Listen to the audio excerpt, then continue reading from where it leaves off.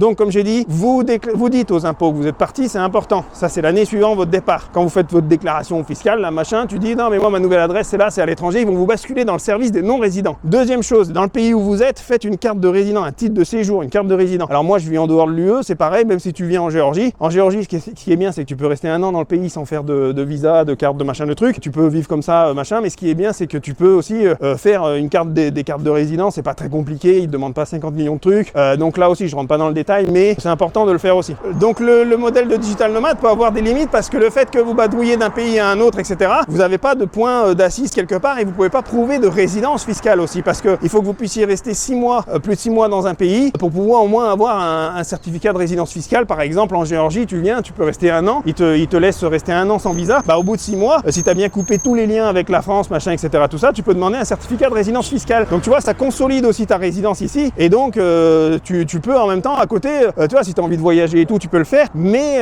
il faut quand même que tu fasses les choses dans les règles, mon vieux. C'est pas en faisant un mois là, machin, ça aura ses limites à un moment, fiscalement parlant, vous serez pas établi quelque part.